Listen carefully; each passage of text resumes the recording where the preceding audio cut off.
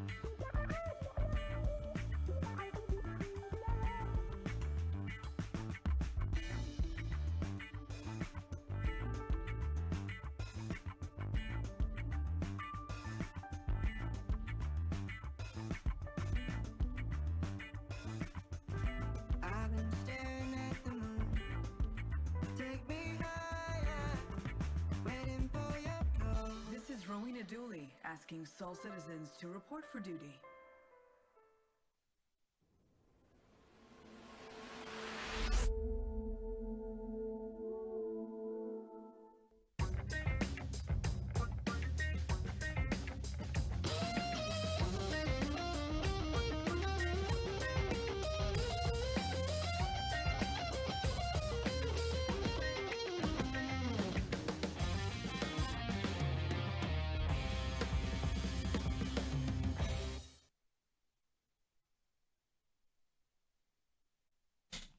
And greetings. Welcome back to Whole Voices. I'm GriffinGamingRPG. And thank you guys for joining me on a Saturday, a Starfield Saturday, which we know a lot of people are playing, a lot of people have purchased, and a lot of people are having a great time with. And so we want to wish Bethesda the best. You know, a lot of times people look at video games and think of them as being competitive, and I'm sure in relation to business they are. But at the same time, for gamers, you know, the more the merrier. The more options we have out there to play, the more things we have to keep us excited, and the more we have out there to have fun. So as far as I'm concerned, that is an awesome thing. Give me 1 second.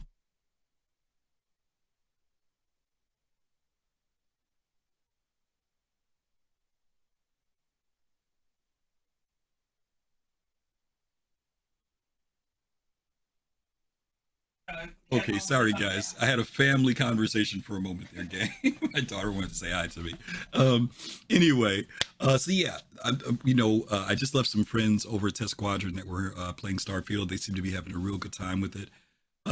Stability's there, gameplay's there. They're having a lot of fun.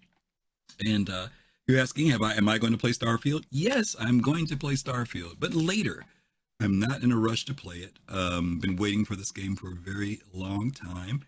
And I've just been getting back into playing these SRPGs or RPGs. I'm just getting back into that because I've been playing so much MMORPG. And just recently I started playing Baldur's Gate with some friends, and I've just been enjoying that. And as you get older, multitasking decreases. So I want to keep focused because some of these games I really get into. Baldur's Gate, I'm a big D&D fan, grew up on D&D, and I've been wanting to get back into D&D for a long time, and this game has really got my attention and my focus, and so I'm really trying to do that. But then again, I love science fiction. Next to that, science fiction beats D&D fantasy for me, and so I'd rather be doing that almost, but all things in good time. So I have no rush to play. I'm staying away from spoilers. I have been hearing some interesting things about reviews on the game, and some of them seem to be probably right about where they are, you know. And we're going to talk about that a little bit later because we do have a segment in here about Starfield today. But in the meantime, before we get started, as you guys know, we've been doing the St. Jude Challenge, the Play Live Challenge. We began back June 1st, and we're doing it through October 22nd, which is going to be CitizenCon weekend. You guys have been amazing in helping us raise funds for St. Jude Children's Hospital. And so I'm going to take a quick look. I know we were around 2,200. Let me see where we are.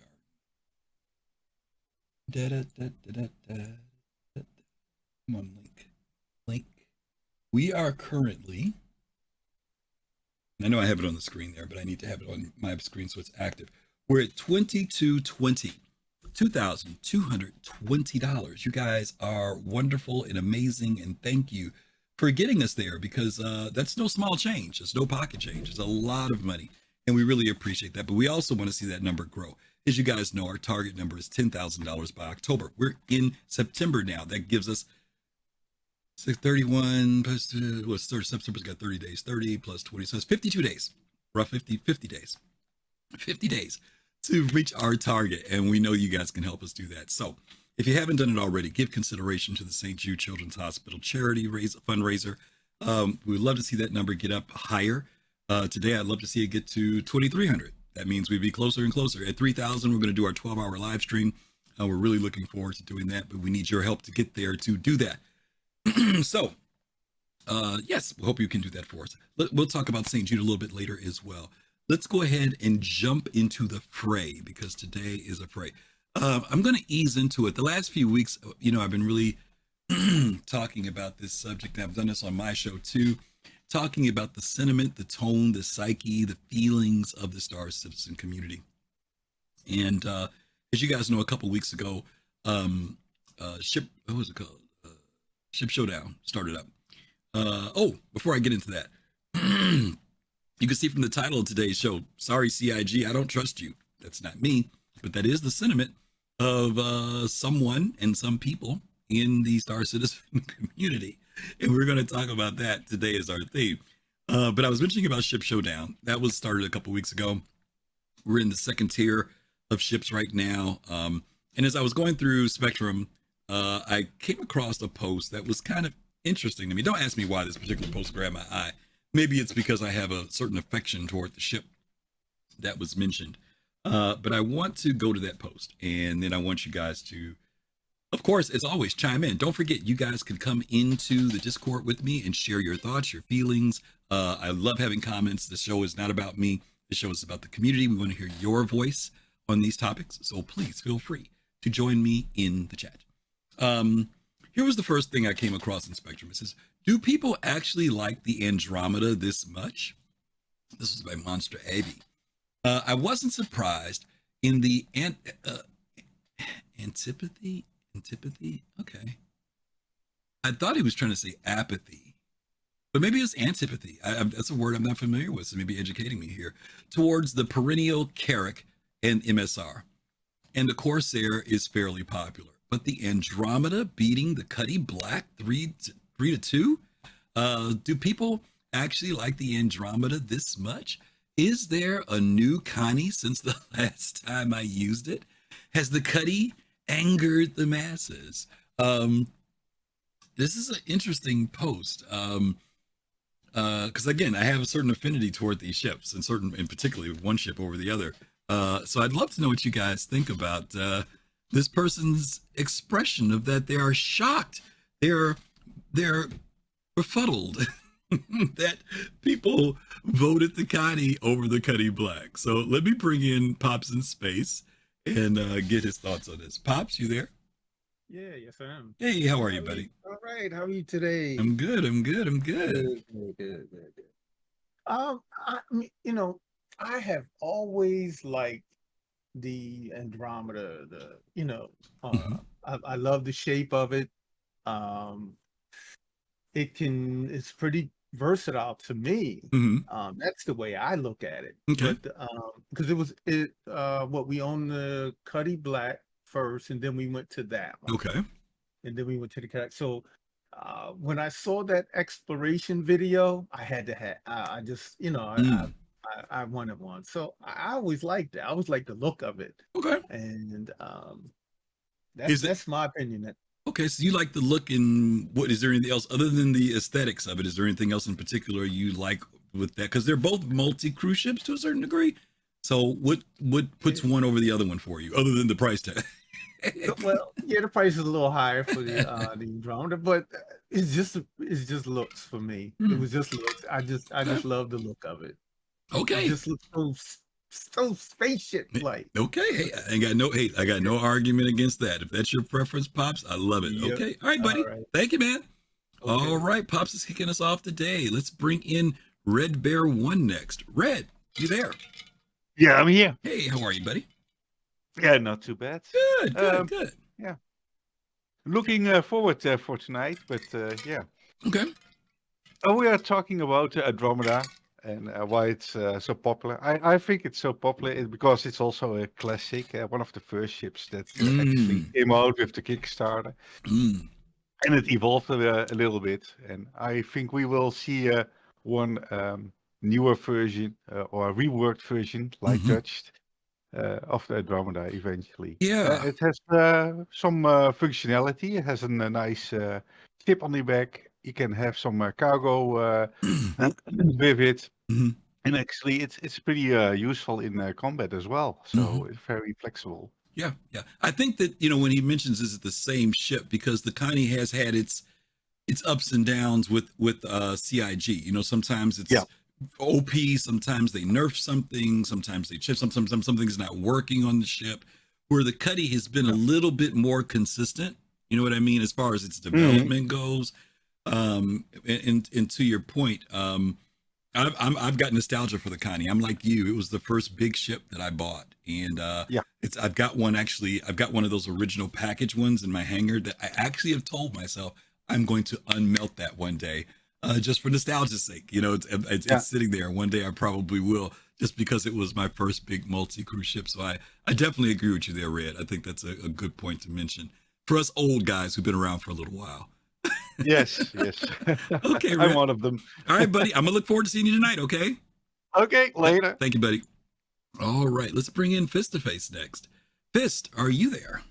How are you? Hey, man. So to answer this guy's question, for me, in my opinion, the way I see it is this: like, I don't think that there's like maybe a liking, like people now dislike the Cuddy Black, and is now the new ship of the flavor, whatever you want to call it. I think it's more of a shift where folks are looking at the brackets as, okay, well, what ship has paints and what ship don't? Yeah. You know what I mean? Yeah, absolutely. I was like that with the 600 because I like the 400 and the 600. You know me, I'm an Origin guy, so to me they're both cool. I have much more favor toward the 600 than the 400, but I voted for it not because of that, but because of exactly what you said. The 400 came out with like 5 paints, and the 600 just got 2 paints within the last couple of years. So I wanted to get more paints. I actually did vote that way, just like you just said. Right. That's a good point.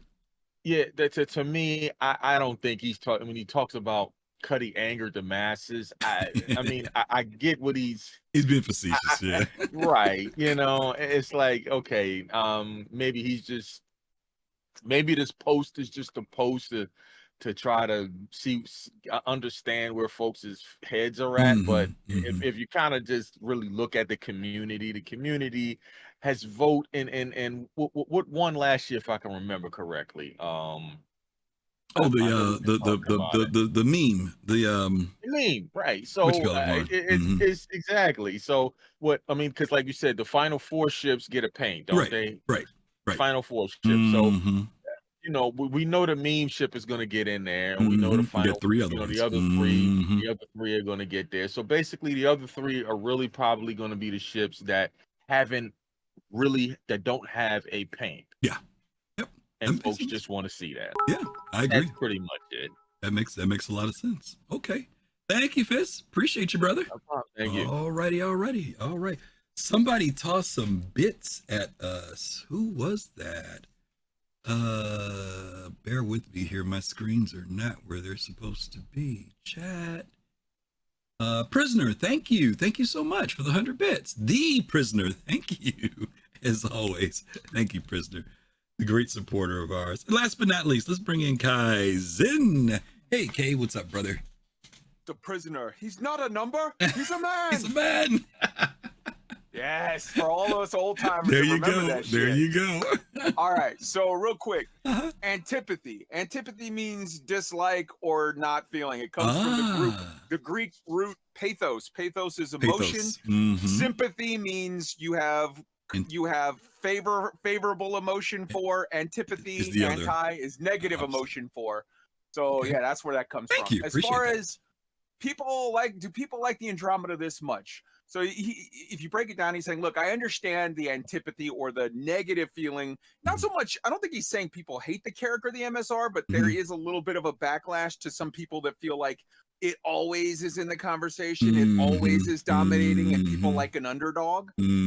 I think one thing that's being overlooked here that I haven't heard mentioned from anyone yet is you have to keep in mind that when these kind of contests happen, it's not just about how much people like the ship. The Cuddy Black is a much loved, much revered ship, but it also represents to a certain level, the feeling of the state of the ship at the moment. Whatever is the hotness, they buff the hell out of a ship, and then it gets a bazillion votes because it's the hotness. Right. Now, we can't lose sight of the fact that when they changed the flight models in, what was it, 315, 16, whatever, is they really nerfed the hell out of some of the maneuverability and speed aspects and some of the flight aspects of the Cuddy Black. Yep. And I feel like we may be seeing that reflected a little bit here in this vote. Just a thought.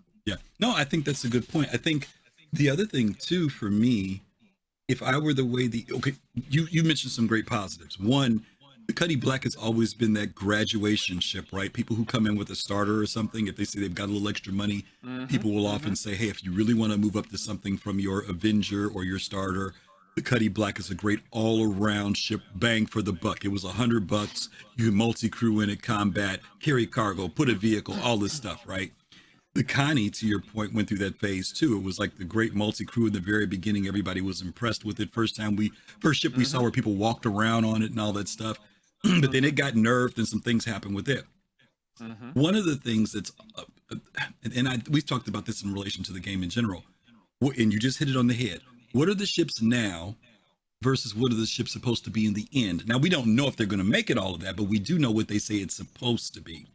And so if I look at these two ships, I see two different scale of ship as well. They're both multi-crew, right? Both of them have these ramps. You can put things in them, cargo, all this other stuff. But I do see one as intending to be a little bit more further along the road than the other, depending on what it is you want to do, right? So to me, I kind of agree a little bit with, definitely agree with one of the things you said earlier too. I've heard a lot of people say, hey, the Carrack's got enough paint. Hey, the MSR is, you know what I mean? We've been there, done that. We'll start, because you know where else, the ship it happened with was the Terrapin this year. Terrapin has no functionality in the game, has never had anything other than the people who want it for what it's supposed to be. And this year it got voted up because people were like, hey, throw some love at the Terrapin. You know what I mean? That's just kind of how people felt about it, you know? So there's a couple things that tie into what you just said. First off, if you look at it through that lens of like the antipathy of the perennial always winning or always at the top of the scale, the Cuddy Black, the Cuddy's got a lot of paint. Yeah, it does. So that's people true. this might be people saying That's like, true. okay, it's time to share the love a little bit. Mhm. And also with regard to the Terrapin, it has there's two purposes. The first is for people that like to since they've introduced all of the physicality of like taking items here and there, I personally feel like the Terrapin and the 400 are great little ships for moving stuff around. If you've got to fly around with all your medical kits and guns and stuff, if you want something that's zippy and moves your stuff around really, really well, that's a good, hey, I've got ships based. I've got a cargo ship based here. I've got a mining ship based here. I've got a salvaging ship based here. And I need sort of my little taxi, my little bubble taxi to take me from spot to spot and do stuff. It's good. And secondly, there are people that just like to fly around the verse going, turn, I'm out. All right, buddy. Thanks a lot, guy. Okay. All right, guys. Yeah, I was surprised. And by the way, just for the quick update too, just so you'll know how if there's that much Andromeda love, the answer is no. And I pretty much figured that this was going to happen. Right now, since the Connie did move up in the tiers past the Drake Cutter, not Cutter, Cutlass Black, it is going against the Corsair. And of course, we expected this. The Corsair is winning at 4,300 and something, and the Andromeda Connie's around 3,300 and something. So they're about 1,000 points apart from each other right now. So, we figured, to Kai's point, the Corsair is the newer flavor of the month. It is very much well liked for people who do multi-crew and even solo. Has its issues, but it is definitely the better flavor. And so it looks like the Corsair may do it, unless you guys do some big surge. Looks like the Corsair is going to be the winner. But it is nice to see that people did not leave the Connie in the dust. So I'm happy about that. But that's just me. Okay. All right, let's move on to our next one. Don't forget, guys, you guys can come in and share your thoughts. I'm sure some of you will have some thoughts about our next topic here, number 2. And this is the title of our show today. Sorry, CIG, I don't trust you. This may sound antagonistic a little bit, but this person isn't being mean when they make this comment. So let's see what they have to say, okay? Let's see if I can click on the right button. I don't have the button set up right. Hold on. Where's my question? I put that on there too. There we go. All right, here we go. A lot to read here, guys. It's nothing personal. It's just business. I don't trust you when you say that waves are based on player hours. I don't trust a lot of what you say because you have demonstrated, to me at least, to not be trustworthy. But I will keep this post strictly to the announcement of the new PTU waves. For the record, I think the changes to PTU are mostly fine. They will move the needle in the direction you want, but I doubt they will do as much as you expect them to. Either way, based on previous examples of your company communication, I do not trust your word on PTU wave access based on the previous 2 patches hours played until you grant access to player stats. I'm sorry, I just don't find your claims in this area to be credible, and without, at least, access to my own stats, I have no reason to trust your claims. Okay. So some of you guys know that CIG last month changed the way we go into the PTU. Some of you may not know that in the past, going into the PTU was based upon a wave pattern also. In the early days, PTU waves were issued in waves 1, 2, and 3. This is before there was the subscriber stuff or anything like that. It was just waves 1, 2, and 3. And if you played the game frequently enough, you came in at wave 1. If you played the game moderately enough, you came in at wave 2. And if you played the game on occasion, you came in at wave 3. Some of you will also remember that this is when Evocati was implemented. And when Evocati got implemented, the roof was blown off the house. There were people who were saying, oh, these Evocati people, how come they get to have access? Because we backed and supported the game too. But CIG basically used the metrics and the analytics from people who were coming in and doing things such as not only testing the game, but testing bugs, submitting tickets. There were a variety of things that these different people were doing. And they went across the board and got people who were doing certain different things and brought them into Evocati. The community went crazy during that time too. But over time, the dust settled from that. People felt a certain kind of way, but then more and more people started hearing about what the Evocati did. Yeah, they get to see the game first. They also see the game in the worst possible state that it is in, a terrible state. And when people started finding that out, that being an Evocati wasn't just going in and doing what you wanted to do, but Evocati was often log into the game. We've given you 10 million credits. Go to Kasaba and buy nothing but pants and keep doing it until we tell you to stop. Buy as many pants as you possibly can. Well, obviously, for those of us who felt like we wanted to play the game, that didn't sound exciting at all. So the idea of being Evocati wasn't so tasty as maybe some people thought it would be. But then last month, and that's been in place for a while, right? Then they added subscribers. Subscribers were able to come in, and if subscribers came in paying their monthly amounts that they pay, they could come in tier or phase one, wave one. That bothered some people too, because people were kind of like saying, well, it's like they're buying their way in to being able to have wave one access. But it did stimulate the numbers. But then this last month, they told us, hey, even with all this in place, we're not getting the analytics we need. There were some numbers that were posted, or some graphics that were posted showing activity in the PTU, showing within the first week. There was a lot of activity. By week 2, it was declining. And after that, it was just dropped off completely. And they weren't really getting the numbers that they wanted. Even if the PTU was being improved over time, you would think that maybe the numbers would stay better, right? If they fix bugs, you'd see activity continue or level off at a certain point. Well, it didn't. And so CIG said, well, listen, we're going to try this new thing. So what they did was this weird hybrid of what they used to do back in the day on top of what they were doing the last time, right? The thing that of course, it ruffled some feathers for people who weren't around in the early days when it was that way. Probably bothered them a little bit more than those of us who remember back in the day when I remember in the early days, I was only wave 2. I didn't come in at wave 1 at all. I came in at wave 2. And I was like, okay, well, wave 2. And so anyway, I'm just saying that this is not new. It's just a jumbling of things that have happened. Now, there is a thing called agitation that's used. And I want to say this before I bring other people in the group, because they may agree with what I'm going to say. They may not agree with what I'm going to say. But agitation is something that's used in a variety of different things that's done in life. And agitation means to stir up, right? It means to, things that have become stagnant, to stir things up. Agitation is done in politics. It's done in entertainment. It's done in all types of ways that wakes people up and makes some things happen. And sometimes agitation can feel like a bad thing. It can feel like, why are you rocking the boat? Things were great. Why are you changing things? But quite often that's also from a certain perspective, because actually stagnancy is in existence. Things have become stagnant and you just don't know it because you've become comfortable in the way things are. It doesn't mean that the whole picture, your world may be great, but it doesn't mean that the entire world is great.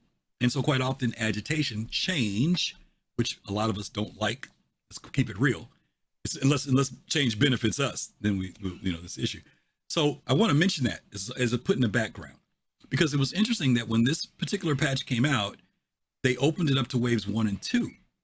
It wasn't like it used to be where it was wave 1, then wave 2, then wave 3. They did wave 1 and 2.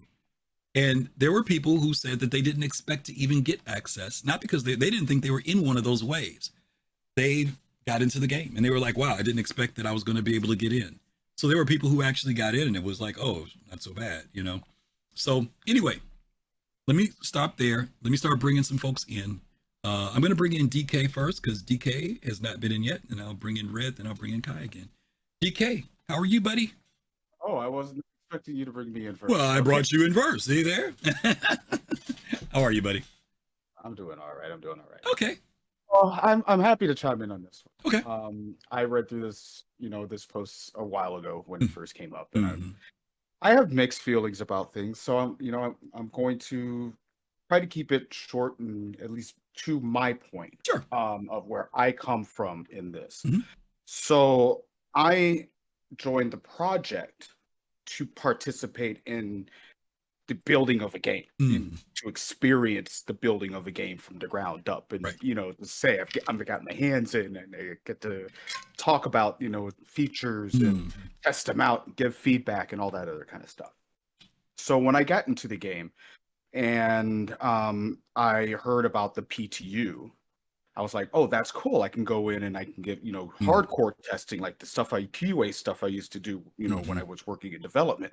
I like that kind of stuff. If it's broken, cool. I'll break it multiple times, and, and report the bugs. That's fun. I enjoy that part. Some people are like, PTU, it's a buggy mess. Yeah, it is. I like it. It's fun. I like buggy messes like that. But I'm not, but I knew I wasn't going to get to a level of Evocati. I don't have the kind of time for that, Gotcha. But I said, oh, subscribe. I get to be part of PTU. Cool. Okay. I get, and I get to join the wave session. This is, for me, starting in 2019. Gotcha. This is what the system was like. So I did the PTU. or did the subscription. I've been subscribing for I don't know how long, and the next thing you know, I'm concierge. Mm-hmm. Well, when I get the concierge, the perks listed on the concierge page are, early access to PTU one, the wave one, Mm-hmm. digital game package, blah blah blah, all that other kind of stuff. I'm like, oh, this is great. I don't have to worry about subscribing anymore. I can, let go of the subscription. I can keep my wave one. I can still go in and test, and give feedback. I don't have all the time in the world to play all the time, but I like to get in on those testing phases and get in and actually test, Right. and actually give feedback and go into issue council and put up reports like I'm doing right now. Right. So now turn to 320, and we have this new PTU setup. Mm-hmm.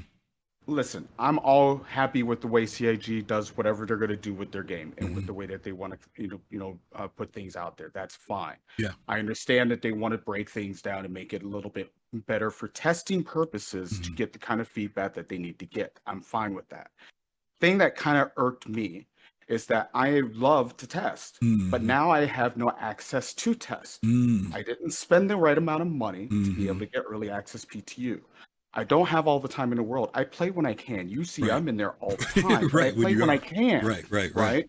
How many hours does it take for me to get to, wave 2? Yeah. It's just like I'm in here hundreds of hours. Right. Thousands of hours per patch probably. Right. So it's like, where does that line cut off? So you didn't have access. You didn't have access on this one. No, Okay. I didn't have access. Okay. I just wanted to know. So I was like, okay. yeah, so I didn't have access. So I was, and I'm not salty, I understand what they're saying, but it's kind of irks me. It's like, Yeah. I put in time. I want to test. I actually want to go in and test. I don't mind. Like I said, I actually like Wave 1. Yeah. It's a buggy mess. It's post, Evo. I would do Evo if I had the time, opportunity to be able to do it. But I don't have the time. But I like to put in this kind of time. Yeah. It's great on weekends like this. Now, this is where I had to come to a head. Yesterday, I watched all of these SC thread, the testing chat thread, to see what was going to happen. They had mentioned earlier in the week, we might push extra waves before the weekend. It's very possible. We don't know. Right. I'll hold back. I'm sitting there. I'm like, okay, maybe I'm wave 3 or 4. I put in a lot of time. Right. I report the issue council. I'll do all this other kind of stuff. Maybe I'll be 3 or 4. Maybe they'll push that this week, and I can go in this weekend, a long 3-day weekend, and I can go in and test and and put in the time. But then they showed the post came out. Nope, we're going to stick with wave 1 through 2 through the weekend. I said, all right, here you go, CIG, $10. $10. I have to give you $10 so I can go in and give you extra testing. I'm like, this is a Starfield weekend. There's not as many people in the server. Right. I'm in the server right now, and there are how many people in here? 50 people. Yeah. There's, and it's just like it's like they have a chance to actually bring in more people to test if that's what they're looking for. But but they dropped the ball on that one. Now maybe that's a different topic. I think it's a good point, DK, because we knew, obviously, even doing this show, right? First thing I'm thinking is I know the numbers are going to be lower today because a lot of people are playing Starfield, and that's fine, right? But from your point, from a business model standpoint, would it have drawn some people in? Probably. I think it would have, even in light of Starfield being out there. May have been some people who would have got in. Let me say one other thing, and I'm going to let you finish saying what you're going to say. And I want to compliment you on this. And I'm not doing this because you're my buddy. I'm doing it because I hear so many people say, I'm not here to test, I'm here to play. And it's very rare that you hear somebody in the community who actually says, I look forward to testing. I look forward to going in and finding this stuff, because there are some people who will say this. There are people who say, listen, you guys understand that if we have more people who have that attitude, if there are more people who test, if there are more people who put in tickets, if there are more people who post, we can also be a part of expediting getting the game out. And it's unfortunate that there's been a lot of cynicism that's been built up around that, because people's attitudes are, like, if they don't get a personal response to something, their attitude becomes, CIG's not listening to me. We're not listening to us, which is sad, because there are people like you. And I hate to say this, DK, you're in the minority, because I talk to a lot of people. Very rare do I ever hear people tell me, I'm looking forward to going into the PTU so I can test. I hear people say, I look forward to going to the PTU so I can play. Right. They want to go play. Two different mentalities. And you know what I'm saying? So I just want to tell you, dude, I'm glad there are some people out there like you, because I started to wonder if there's anybody else out there who really likes testing. And I understand testing is that there is a certain affinity you have to have toward it. Everybody's not going to want to do it. You have to have You got to be somewhat crazy. It's somewhat crazy. You got to be too, right? dealing with. I've been sitting here dealing with CTDs until they freaking threw a hot fix early this morning. You know, fine. I jump back in CTD. Fine, jump back in. You know, I'm okay with that kind of thing. Some people are going to be like, you know, oh, you just want to test a new feature. I don't have a whole C. I don't want to deal with the whole C. I want to test a box mission to make sure they work and report feedback. You know, these are things that I want to go in and do and help with the project.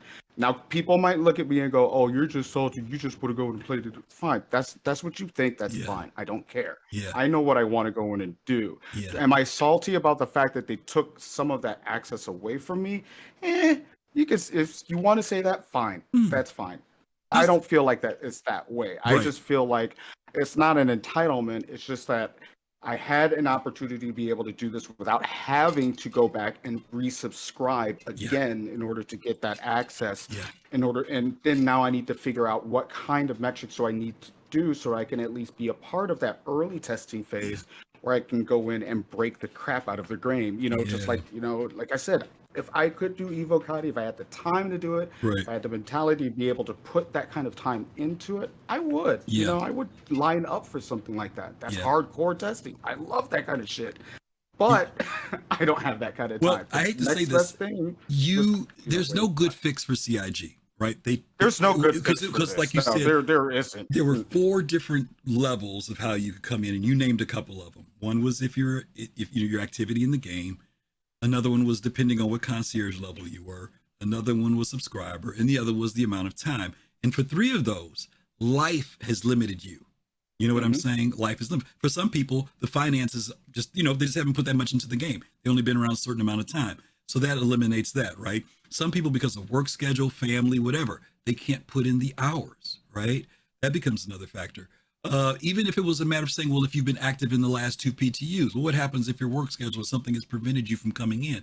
But when you do have time, that's the thing you enjoy doing, right? There's a great tester, right? Even though they're not there a lot, here's somebody who wants to test, right? But they don't fit. So what do you have to do? You have to fall back on the 4th one, which for some people turns into, oh, now it's just a money grab dynamic, right? Because now it's like, well, now I got to pay more money to be able to have access to test. And honestly, it kind of felt that way, to be honest. And I'm not saying that CIG is burning me to the ground for doing but something. I get it.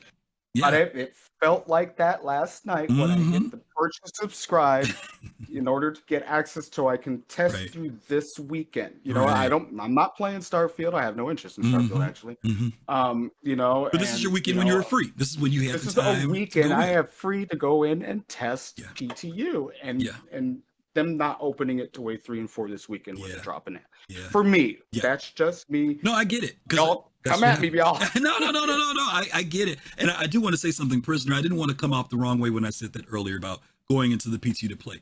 We all go into the PTU to play. Don't get me wrong. And even if you're just playing in the PTU, CIG is getting testing information. They're getting analytics. I'm not saying it's all about deliberately going out there and actively looking for bugs. I'm not saying that. I'm just saying there are some people that is their mentality. Like DK said, he might have been playing in 319 and saw there were some issues with delivery missions because that's what he likes to do. So now he wants to go into 320 to see, first of all, did they fix it? Is it still there? Has it gotten worse? Is it better? Have they tweaked it? So there are some people who actively remember certain bugs, maybe because those bugs affect their particular ship. They go in and they want, man, let me see if they fix so-and-so in my ship. So I'm not against, believe me, I'm not saying there's nothing wrong with firing up the PTU to go in and play and see what's out there.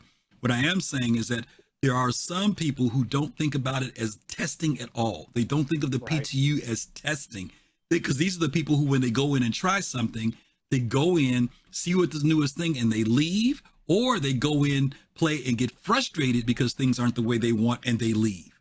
And the reality is that that's part of going into PTU. It's going to be funky when you go in. That's basically what it is. All right, DK. Okay, thank you, brother. Yeah, I applaud you, my friend. I applaud you. Hang in there, okay? See you in the PTU. All right. All right. Let me bring in Pops in space. Pops, you there? I think Pops is there. He's muted. We'll bring Pops back. Let me bring in Red Bear. Red, are you there? I'm here. Ah, there he is. Okay. Yeah, I just want to make a dark and a kind of a suggestion, Sure. just to glitch some more. Legatus level, you mean? That he can easily. No, just kidding, man. No, when I saw the post, I thought like people will take it as a money grab. I mean, yeah, how couldn't you do otherwise? Mm-hmm. I thought it was a kind of a mistake to word it like this way, at least for the subscription that they can go in the first wave. The kinds of yells, we need money, Yeah. right? Yeah. I think that's a mistake Yeah. from the perspective of marketing to make this more a game that everybody can play and can do stuff. Yeah. Yeah. Again, I keep wondering, is there a right way? Not a right way. Is there a way that they're going to do this to make everybody happy? Because for example, sometimes when people are doing tests, they'll do a test weekend, right? And CIG's done this before. We want everybody to jump into the servers. Usually that's because of stress testing, right? Usually that's what it comes down to. Try to get as many people in the servers for that weekend, see how the servers respond and everything else. I've wondered, can they do the same thing they do with Evocati? I know when they put the PTU notes out, they may say, we want you guys to test this. I don't know how many people even look at those 2 or 3 items at the top of the screen and say, oh, let me go do such and such. Like, for example, Hull C came out, right? One of the biggest... in the patch notes is actually, they say like they want to focus test on something. But I don't know how many people do it. And I think that's also the problem with most people. They don't read patch notes. They just go in and want to. Gamers don't read, right? Just play the game, like Dark said. Yeah. And not testing. And I'm reading the patch notes and look what they want to do. Yeah. Also, what they say they have fixed. Yeah. They've fixed something. Now you go in, you look for the fixed issues. Are they really fixed? Because in a bigger wave, so things will just break. Right. It's unavoidable. Right. No. And then you have to give feedback that way. Absolutely. It's sad, but I can see why people think it's like pay to test. Yeah. Especially when you have those huge numbers like Legatus, or you have to do subscription. Right. Another way, how they could do it is use the old number version. I'm not sure how long you have backed this game. I think about the Long same time. as I did. Yeah. You know the first waves they did, like on the backer number? Yes. Your backer numbers were a part of it. Yeah. That was another way to do it. Yeah. They could do something like this, and I think people will be a lot more okay with it than. If you've been around since 2015, you get to come in at a certain level. 2015 to 2017. That's not a bad idea. That's not a bad idea exactly. At all. And it is not so much on here. You have subscription fee, entry, and go. You know, I think that's a way better way to also the people who are in this project for so long, to reward them, to give them first access as well. Yeah. Reward them with a buggy server. I agree. Yes, exactly. Red. I'm going back for more pain, guys. Thank you, Red. All right. Let me bring in Kaizen. By the way, we have had someone donated $5. We are $2,225. We are moving up incrementally. We are going to reach it, you guys. Yes, come on, guys. We can do 2,300 today for St. Jude. St. Jude, okay? All right. Hot tub stream, let's go. Oh, God, you and that hot tub stream. All right. It's just hilarious because every time it makes you, All right, so I understand the frustration of this poster, 100%. And I will also say that it seems a little bit like kind of if you look at it from a certain standpoint, a scummy thing to do. It does. However, it is a good business choice. You have people that are going into PTU. You have 10 billion people that are hopping into PTU, playing it for 10 minutes, and then going, well, this sucks. I'm going to go to Reddit and shit on it. So number one, now they get not a lot of testing data, not a lot of actual use from this as a PTU. Number two, they pay a massive amount of money in the servers running the download for everybody to download a huge thing that they're going to play for 5 minutes. And number three, they are effectively inviting people to come shit on their experience. The PU is buggy enough. The PTU is a bit of a shit show. And as you said earlier, the point of it is meant to be to provide testing information and to help. And the crowd that they're getting isn't the crowd that's doing that. Now, the crowd, if with this change, what they are getting is the people that are more the hardcore people that are going to be more likely, I think, to try, give feedback, give criticism, but not piss and moan as much.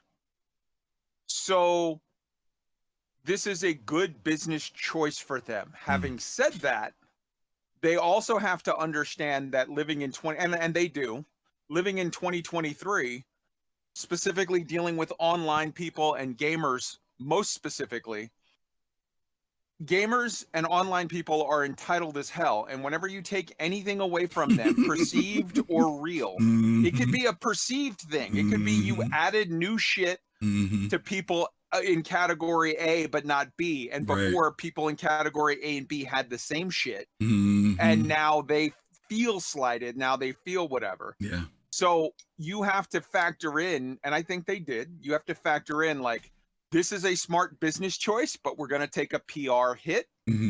And it's one of those deals where you weigh it all out. I can see people being upset. Feeling a certain way, yep. But as you said earlier, I think when you were talking to DK, the most important thing is most people don't test, most people just play. And so basically they were spending money on downloads to get people to shit on them. That is a bad business situation. Yeah, I later. Think no, let me say this real quick, Kai. I think you raised something that a lot of times we as backers forget about or don't think about, that there are certain things that CIG does from a business standpoint that cost them money. And, you know, every time we're doing the downloads and things like that, we're not thinking that is running up a bill, right? Running servers runs up a bill, spinning up servers. And if there's not justifiable reason to support that, then that's money going to waste. It's our money going to waste. And your point about gamers and change is definitely well made. We do. You know, this game is really interesting, Kai, because you get something in the game that you really like. Like, people still today will talk about with affection about when we had Tessa Bannister in the game, you know, and Tessa Bannister was just a test thing. It was just there to, let's put this in, let's see how it works. Okay, we're through doing it. Let's take it out. We'll bring it back later. And people are still like, bring Tessa back. You know, that's their own fault. Tessa was best girl. Tessa was Shadowheart in CIG. So, you know. Yeah, right. But I'm just saying, you know, it is funny how we react to things when there is something that we enjoy. And if it's removed, even if we know all the reasons and we have all the stuff, we still feel a certain kind of way when stuff is, it's like taking the drugs away, right? Basically. Anyway, all right, Kai. Thank you, buddy. All right. All right. Let me bring Pops back in. I think Fastcard told me he unmuted right after I pulled him out. Pops, you there? Can you hear me? Hey, buddy, I can hear you. Oh, okay. I wanted to address a particular word here he has in the post. Trust. I am not sure why he has that word in here, because it doesn't have anything to do with going in and testing. What is it, you know, to say I don't trust CIG? What is there to trust? He's saying I don't necessarily believe that you guys are looking at my numbers and therefore that's the reason why I may not be in a certain wave. I don't think that's the reason. Like, okay, for example, DK didn't say this, but DK could have said the same thing. DK could have said, well, based on the amount of time I play and hours I put in, you know, I don't trust this because I know I put in time, right? I mean, and I think he's using it in that comparative way. And not just that, he also prefaces that by saying there are other things, not just this, that CIG has said that also I don't trust, but I'm going to keep it wrapped around this. So he's not basically saying, I don't believe that the reason why you guys are doing this is based upon my level of gameplay. Okay. Let's Sakai's point. Maybe he thinks it's more about, no, this is just a money grab. You guys are just doing this because the concierge people are claiming they're not getting anything. No, you're doing that because you want more subscriber money. That's what he's saying. He's saying, I don't trust that those numbers thing is it. Because remember, as I mentioned, because there were supposed to be 4 ways that you would be gauged. Whether your activity in the last 2 patches, whether you were at a certain concierge level, whether you were a subscriber, and I forget what the other one was. But, you know, any of those could be a factor of what wave you got tossed into. Yeah, so I just think this post is it's a personal thing, and then to to kind of say it in such a way to it's going to grab attention, is going to but at the beginning he says it's nothing personal, it's business. I hear you. It's like he's talking out of both sides of the neck. I get it, and the way he puts it is, I don't trust you. And listen, he's not the only person that I've heard say, I don't trust CIG anymore. And a lot of that sentiment comes from the feeling that CIG has said things. Some people will use the word even promise things, and then they don't deliver. And now I will say this. I know CIG has projected and said things. They have said by end of year or by this, and then they didn't deliver. Did I treat that as a promise? No. Did I treat it as a let's hope? Yes, that was me. Because one, I've been around long enough to know that they say things with good intention. Some people will say, no, they do it to deceive us. I think that they do try to target. I think that they do. If they say, for example, if they say, we want to have Quantum out by the end of 2023, that's what I know they would like to do. Now, are they saying, well, Quantum, we know it ain't going to be ready till 2027, but we're going to say 2023. I don't think they're being that devious. I think that they are trying to make it happen, but I also think that if it doesn't happen, they tried and it doesn't. This is the same thing we saw on the roadmap. They'll put something on the roadmap. We see it every week when they do the monthly report. They'll say we put something out there on the progress tracker, and then something happens where they take it off. Now they take it off. They don't leave it on there. And then they'll say, we've put it back on, or we've moved it. So stuff is always moving in development. And so you can't say, let's not even talk about Star Citizen, because I'm going to talk about Starfield later. Starfield had a release date of 11/11/22. They went to the level of actually not just telling people that, they ran ads, marketing, did a trailer, everything. That said 11/11/22. That was their notorious date for releasing 11/11. And guess what? When it wasn't ready, they had to cancel it. Yeah. And so it went to, then it was going to be maybe first quarter or second quarter 2023. Ultimately it became September. That just happens. Did I go up and bust my monitor out when I saw that Starfield wasn't coming out in November of 2022? No. It just had to. And think about all the money they spent on marketing and everything to get that out there, only to have to go back later and now lose all that money and catch all that heat from people, So it's a part of the development thing. And if people haven't been out here long enough to know that it just comes with the turf, you're setting yourself up for a lot of hurt. You're setting yourself up for a lot of hurt. So. And sometimes the negative is the negative thing, that the drawback that comes from that is still, it still causes waves, which keeps your name in people's mouths. Oh man, it's late, but what is that old saying? No bad people, no bad. Right. No such thing as bad publicity. Yeah. Publicity. As long as you're getting your name out there. People are talking about you, right? Yeah. I get you. Exactly. So okay. All right, Pops. All right. Thank you much, brother. Okay. All right, let's bring in Admiral Kusanagi, then I'll bring in Fist. Admiral, are you there? He's got his mic muted. I'll give him a couple of seconds to unmute. And if he doesn't unmute, maybe he went to go make a sandwich. All right, he didn't unmute, so I'll bring in Fist to Face next. Fist, are you there, Fist? Hey, There he is.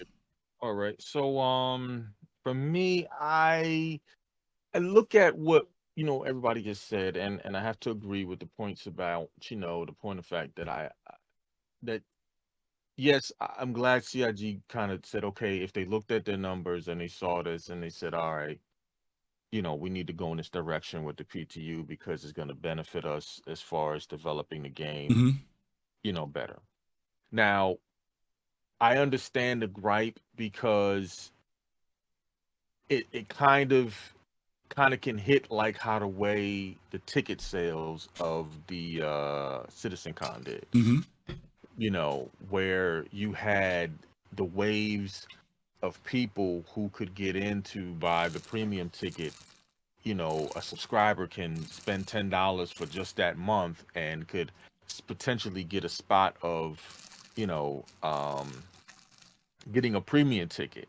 Whereas the Legatus member, has to compete now with a larger pool of people. And I can understand how the way that can sit.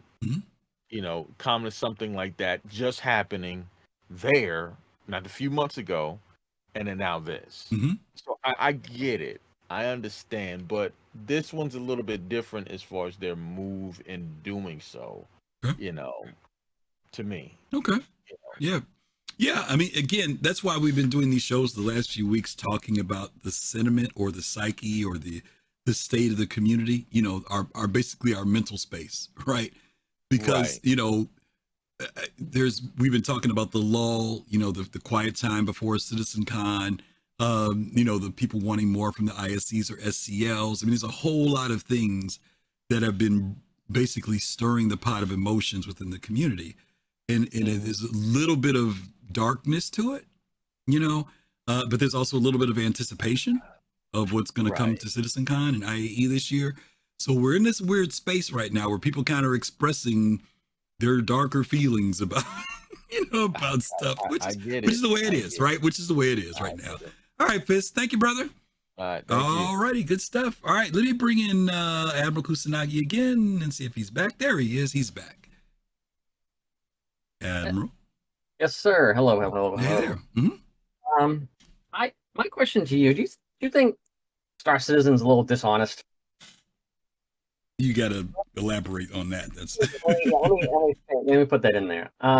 Everyone that I mean, me personally, I thought when they started putting these commercials out saying that Star Citizen was playable now, I thought that was being dishonest. I feel like maybe this person is seeing that. Maybe this person came in because of that, and the game isn't what they expected. Now, from a business point of view, SIG probably looks at it like we can get more people in this way. If we lose 10% because they want a refund after 30 days, that's just the way things are.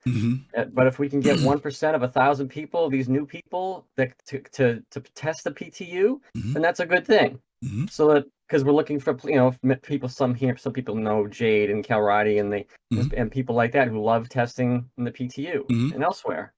So in a way, they almost shoot themselves in the foot because they get bad PR, but they're getting new funding. They're probably getting a portion of those people who turn into concierge backers eventually, and in a small way, they're getting some of those PTU testers that they're really looking for. So, but they're getting bad PR from it, at least within the community, because we're hearing it. Like the people who've been here for a long time are hearing a lot more stuff. We're like, oh well, they're it's all BS or whatever. CR has always maintained his vision, and if anything, they've always made things more intricate to what they were originally planned to be. So, in terms of trusting the vision, absolutely do I trust the vision. I just think it's a lot more than some people can handle when it actually comes out. Yeah. But I'm really think they're skirting the lines there, saying it's a playable game on YouTube and elsewhere, because I'm like, that's where I'm like, I put my hands up and I'm like, no, I'm not involved with this game. It's not me. Yeah. So that's the way I look at it. And maybe this person's coming off of that. Yeah. Let me answer your question. I'll answer it with a question. Because this is not the first time when people have expressed what they call CIG's questionable marketing practices. That's the phrase that people have been saying for years. People will say, I have issues with their marketing practices, the way they push the game. This is before the commercials came out, because we could just use trailers alone. Okay. But let me ask this question. You watched Starfield, right? You watched the whole 45-minute piece. You saw the trailers, right? You saw all that, right? Yeah. Okay. Yeah. Do you remember when Todd Howard said you can go anywhere on the planet you like? I know that's a thing. I don't remember it 100%. He said you can go anywhere you want on the planet. Okay. Okay. So one of the terrible arguments that people had was that when you land in Starfield, and this is not a spoiler, you guys, because it's articles out and people have been talking about this before the game came out. People found out that there's a certain distance that you can go inside of when you're wandering the map. Then what happens is you hit an invisible wall. You can see the other side, but you can't go any further. And so then you get a message that says you can either return to your ship or you can go to the map, and then you can go to that next area. Was he telling the truth, or was he lying, or was he being dishonest? I think that's the technical limitations of the way they made the game. But my question is, was he telling the truth? Was he being dishonest? I think he was skirting the truth, because yes, you can do it, but not in the way you think you can. No. You just said it. Wait. Stop. You just said what the hook is. The blame is not on Todd Howard. The blame is on us as the player, because you just said it. Because I can't go on the planet the way I think I can. He never said what the conditions were. He said you can go anywhere on the planet. But our subconscious set up a condition that we should, especially if we came out of Star Citizen, that I should be able to go anywhere on here and not run into any barriers. That I should be able to freely roam. He never said that. All he said was you can go anywhere on the planet you like. And you can. Okay, exactly. But you see my point. But wait a minute, was he being dishonest? Was he skirting the issue? Or did he just put a blanket statement out and then we interpreted the way we wanted to see his game? There you go. I think you interpreted it because that's what Star Citizen backers know. For Star Citizen people, right? In the game. But there weren't even Star Citizen people that did that. There were people from other games who got disappointed because they also thought, by that blanket statement, that there wouldn't be this, now I've got to stop my immersion and I've got to either go back to my ship or I've got to bring up a menu and click on it and rewatch my ship land in another area. Because he didn't say that, was he being dishonest, or was he just saying you can go? You get my point. It's a perspective I get what you're saying. He's skirting the truth, and people's open perceptions can believe what they want. You keep saying he's skirting the truth. Because he probably nobody asked him. Nobody asked him. Nobody asked him. No, nobody asked him. Can you go anywhere without any boundaries in that game? Now, if he said it, then he'd be skirting the truth. But that wasn't the question. That wasn't the question. He said, and you can go anywhere on the planet you'd like, and that's exactly what you can do. Well, he was skirting the truth because he didn't say exactly how to do it. He might have thought about it. No, that wasn't. I'm not going to bring it up. That wasn't a part of the conversation. You keep trying to add that into the conversation. You just want to bring it up, and you're kind of like, Yeah, right. We as the players assumed. When you assume, you make an ass out of you and me. We put that on there. He never said it. So that's what I'm saying. So when you say the playable now, I agree. Playable now. It also says alpha. And guess what? There are times when people play Star Citizen, they fire it up, they go in the game, everything works out fine. They had a playable experience. You go into it, log in, and you can't even get out of the train station. So It was Oh my God, playable you for see the me. trains right now? It was playable for me. I didn't run into any problems. I played for 5 hours and had no hitches. So again, we're talking about perspective. And now if they don't put alpha up there, if they don't say early access up there, now you got to base it around, does the consumer understand what those statements mean? And obviously the consumers understand playable now way more than they understand early access or alpha.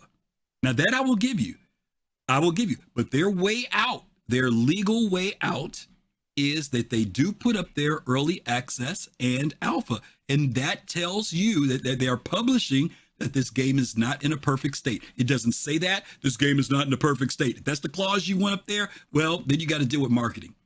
But the reality is that they've got smart enough marketing people to know that they can put up their early access alpha, and that covers their butt.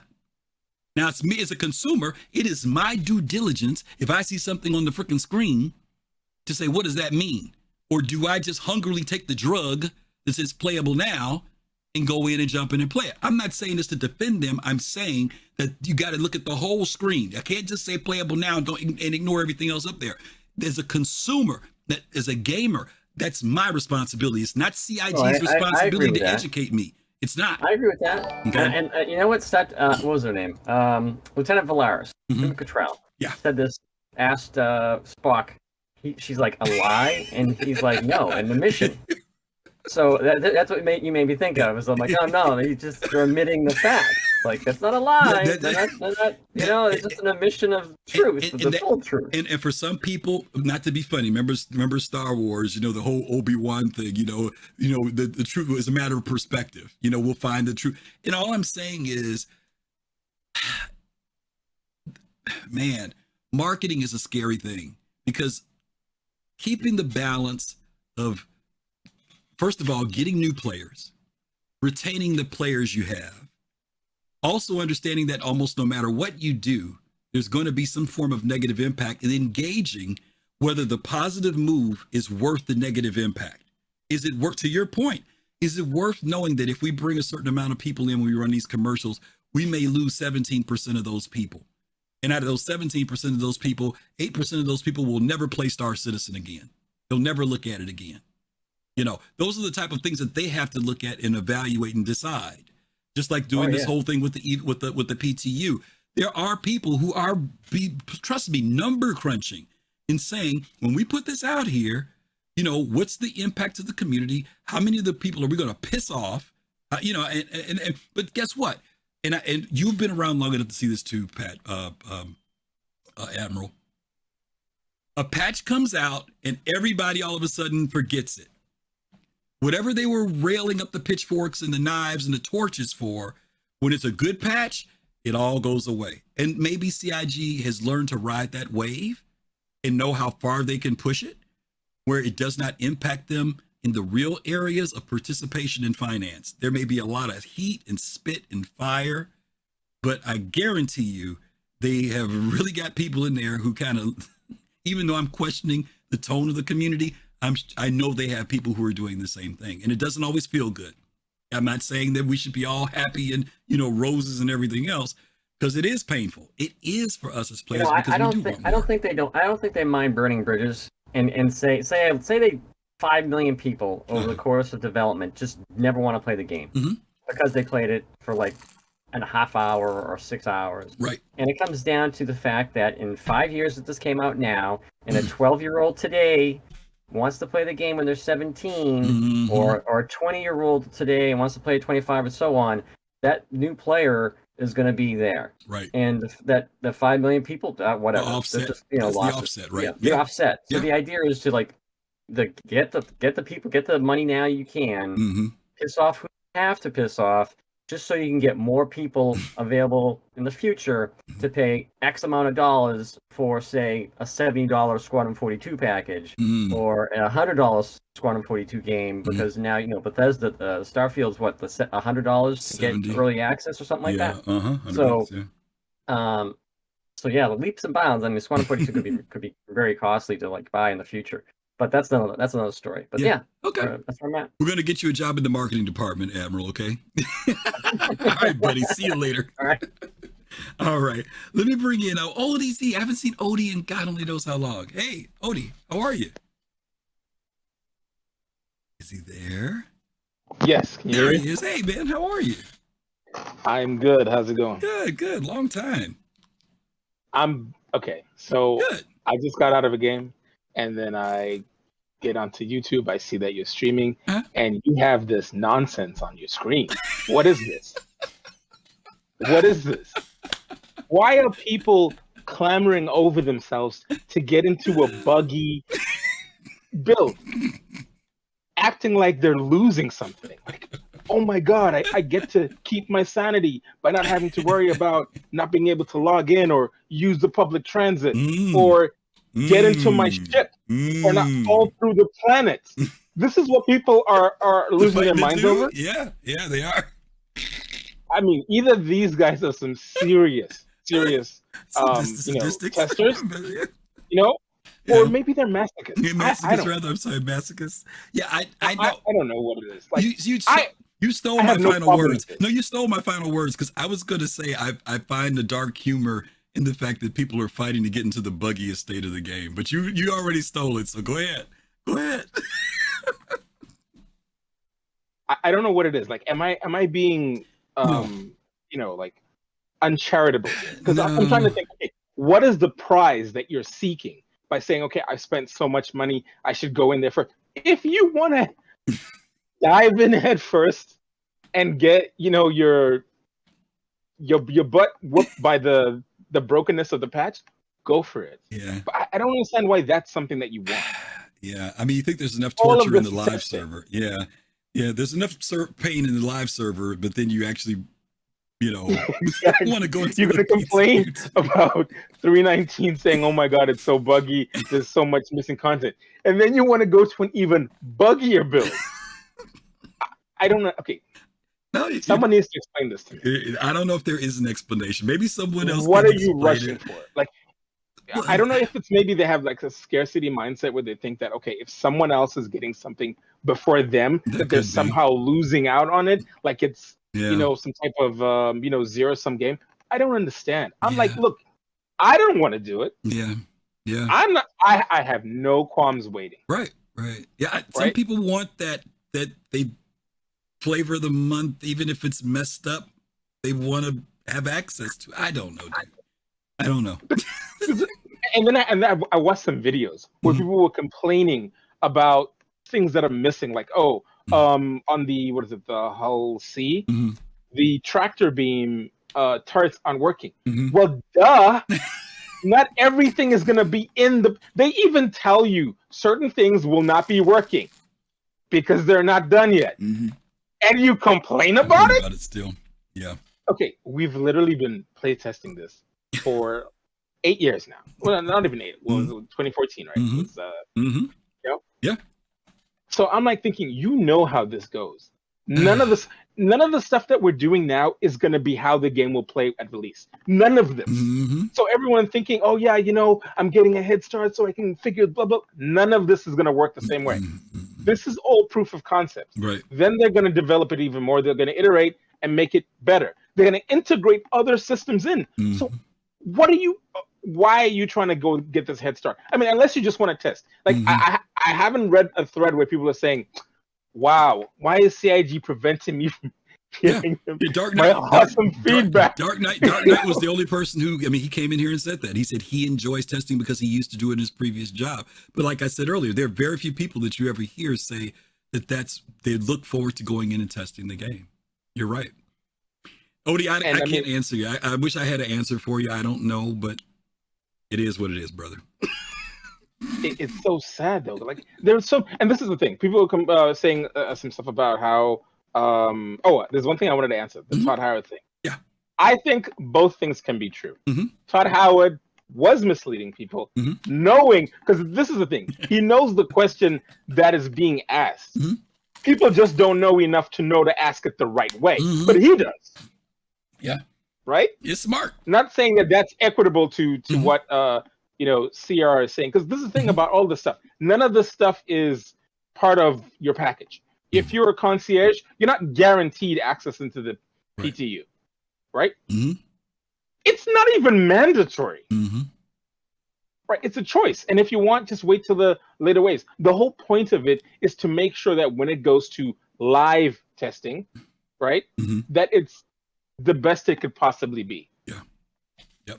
This isn't the final game. Why are people losing their minds over alpha builds? Well, this is crazy. It's what they have in their hands. And unfortunately, we talked about this when even people purchase and complain about ships. They'll, sometimes I'm sitting in my org's Discord and I hear people complaining about stuff, and it's like they don't even know what the ship is supposed to be. Like I had a guy who he bought the exploration package because he saw the Carrack and stuff, and then he got mad. He bought that package is like $1,200.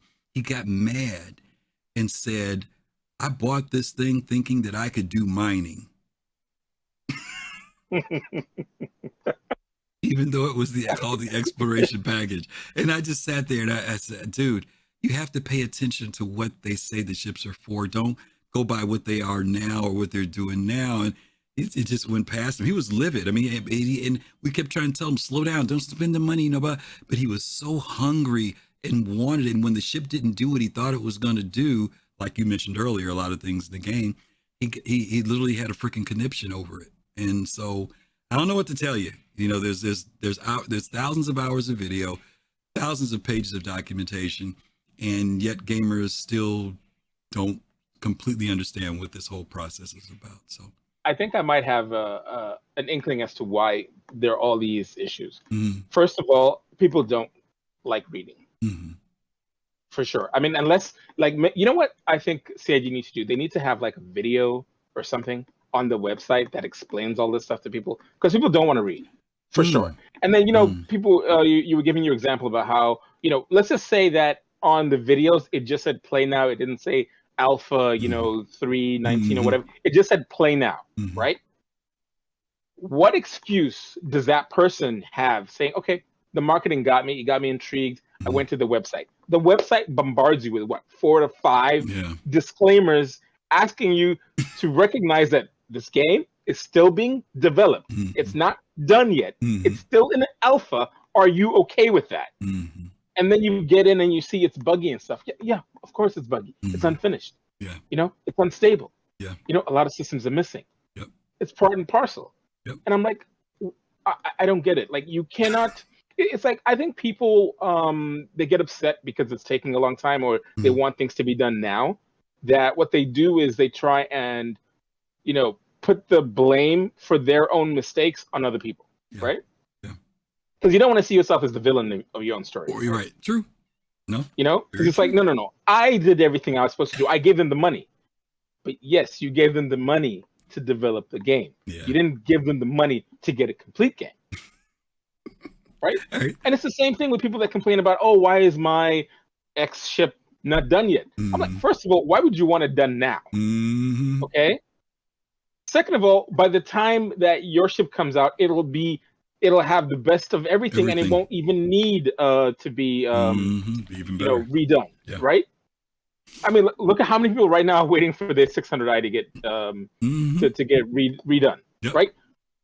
I mean, and I tried voting for your ship, the 890 jump, because it doesn't have a skin. I think I appreciate that. I know but even that needs to get redone as well. Exactly. Right? Exactly. Yeah. Exactly.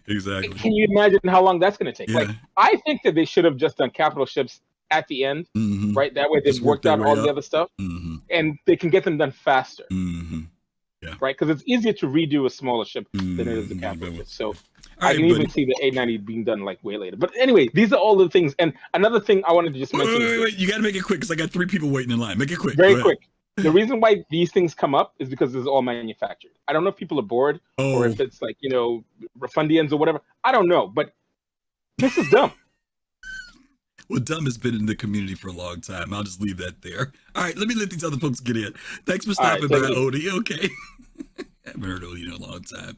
Let me bring in Zarin real quick. I got to speed this up. Oh my God, I'm so far behind. I didn't even realize how far behind I am. Zarin, you there? Yes, sir. I am here. Good. Sorry about that. That's okay. Okay, I'm reading this post, and Okay, I understand the frustration. And someone brought up a very good point earlier of, they may have been somebody brought in by, once again, say it with me, Griff, CIG's questionable choices of marketing ploys. Yeah. So on to go with that, I think CIG had to do something with keeping their alphas open. Legally, they had to say, I seem to remember this a while back, they had to say, oh yeah, it's technically in legalese, they had to say, oh, it's technically playable, but it's still an alpha or whatever. Yep. Refundians, yes, Red Bear. Yeah, I love that term. But back to the point, I mean, I understand why, but at the same time, seems a lot more negativity than allows, maybe. Yeah. And I'm going to go with another thing. You guys brought up, what was it that was recently removed from the game? Tessa? Well, Tessa? Tessa Bannister, right? I'm going to go with Port Olisar. That one's going to be a big one because who here in chat, I'm watching you guys on my TV muted, who here was a graduate of the Spawn class from Port Olisar? Oh, yeah. I'm sure you were, Griff. Yeah. I know Kai probably was. I was. But remember when we couldn't spawn on the planets? Yeah, absolutely. And we had to spawn at PO. And God, what a headache it was to get into servers. Yeah. To your point, the at least with Port O, CIG has told us it's going to come back, right? They just haven't told us how. And Tessa's the same thing. Tessa Bannister's the same thing. Back when they took Tessa out, though, we didn't know. All people knew was that was our first mission giver. And that was our way we used to come in the game to do things. Those 10 missions were, first you thought they were boring, but then when they were gone, it was like, oh my God, Tessa's gone. That's what we used to do to keep ourselves busy, right? So again, Odie said something earlier, and it's proof of concept. And a lot of people don't know that part of the development process is to put things into the game to show, first of all, see if it works. Secondly, to see how the community responds to it.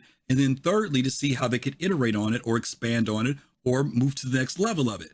And so a lot of times when we get something, we think that, oh, that's the thing. And it wasn't. That's just, nowadays we call it tier 0, right? Tier 1, tier 2. And now I think that we're starting to understand that better. But a lot of people don't understand that when something comes in the game and gets removed, just as you mentioned, Port Olisar was our first station, our first spawning point. And since then, we've moved to tier 3, tier 2, tier 3. Tier 2 became when we had the other planets. Tier 3 became when we got landing zones. Tier 4 became when we got orbital stations. Tier 5 became when we got Lagrange points. So tier 0, Port O, now is no longer needed anymore. Proof of concept. I mean, another good example of that in planet tech would be Delamar and Levski, which was the first settlement. There you go. Space Tomato is missing that in terms of settlements in his videos. I hate correcting him, even though I'm part of his org, but you want to know where I'm going, Griff. Technically, Levski is a settlement. It is not a town. It is not a port. It is a settlement in an asteroid. It's an asteroid, right? Yeah. And it was. That was our real landing zone was that when we got that, right? The asteroid thing. And it got taken out. It got taken out, but we know it's going to come back, right? It's going to come back. So, it will. These different stages, there is some benefit that if you've been around for a long time, and I'm not saying this in any way for anybody who's new, but if you've been around for a long time, some of these cycles that we're talking about that Zirin's sharing right now, we've seen come and go. Where for other people, they've gotten them and then they wonder, why has it changed, or why some of the stuff they've never even seen. They don't even know about the Tessa Bannister. They don't know about, as you mentioned, how Port O used to be the place you came into the game, right. But they'll come back. They'll come back. All right, Zarin, let me move on, buddy. Thank you so much for coming in. Good to talk to you. Yes, sir. All righty. Let me bring in, I think, is this North End Trooper? I'm not even sure who's coming in. Let me see. Yes, North End, right? Howdy, sir. Hey, how are you, buddy? Not too shabby. How's yourself? Good, good, good. So regarding this question, it's a packed post. I want to unpack it a little bit. One is with the P2 reconstruction of the waves, we've been conditioned for how many years now that wave 1 was your concierge. You wait weeks, then wave 2, maybe a week after that, then wave 3, then whatever time to be open. Right. So when they expanded it from 3 waves in the P2 to 5 waves in the P2, my knee-jerk reaction was that we're, instead of waiting a month for it to possibly hit P2, we're looking maybe 2 months, if longer. And it's been now 2 weeks since 320 hit P2, wave 1, wave 2, and people, including me, were excited, like, oh my god, they put wave 1 and wave 2 in the first go. That's awesome. So that means it should go quick, right? It's not the case. So now I'm trying to look for the pattern with this new system that they're utilizing, whereas wave 3, wave 4 could be another 2 weeks out, and wave 5 could be another 2 weeks out. So I think that's where a lot of people are starting to, I don't want to say panic, but they're getting upset because CIG's kind of fallen into their old ways of releasing the P2 waves. Me personally, I think wave 3 should have been released yesterday. Just wave 3. Just so they can keep people going because Starfield released and so on and so forth. 2, and this is something I've kind of grew to learn, was there are 2 types of people when they encounter a problem or they see an issue with a process. You got your complainers and you got the people who like to bitch. The people who complain will usually have a solution, saying, here's a problem, I'm complaining about it, here's a solution that we should possibly look into, and people bitch just to bitch.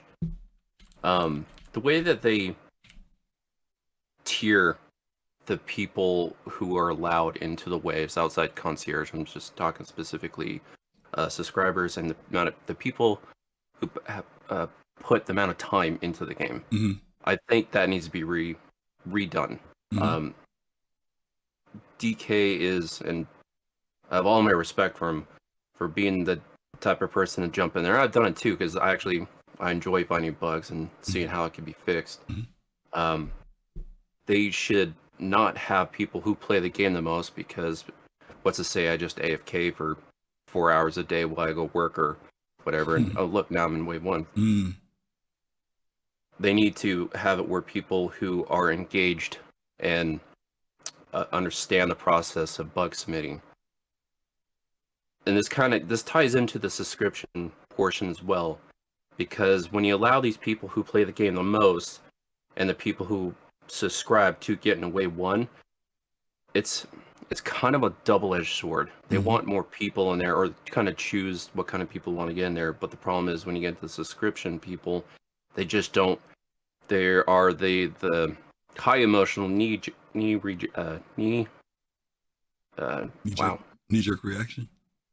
reaction. Thank you. Who just want to jump in immediately because they have the bad case of FOMO. But then whole season not working, cargo's not working, and then they go out and complain about it. It's like, what you expect was going to happen? That's one of the benefits of being a subscriber, is you get to go in there early, which should not be the case. I think subscribers should be wave 2, and people who are DK, they should be wave 1, because they fought through the bugs. They understand the process, and they will help submit bug reports through the issue cancel. So wave 1 should be non-NDA, so you don't have to worry about Evocati leaking anything. But it shows the people who are jumping in there are the ones that CIG go, we recognize you, and you are not an Evocati, but you're gonna bring a lot more to the process than a subscriber will. Really, I think CIG sees subscriber as meat bags inside the server to see if they can stress test that. That's all it is. But the double-edged sword out that is subscribers bring money. you have that benefit where they're the first wave. People are going to be like, oh, I can be first wave. I'm going to subscribe. It's a very it's a great area of making money, in my opinion. But and there are plenty of people who feel the exact same way about it. I think that, as you mentioned, it is a double-edged sword. That's why I said earlier, I'm not really sure if there is a formula that will satisfy everyone. I think that there's the formula that says that we can satisfy 70, 80%, 83%, and that's it. You know, it's just trying to get to 90%, 95%, I just think is a very difficult prospect for them, just because this is such a unique project.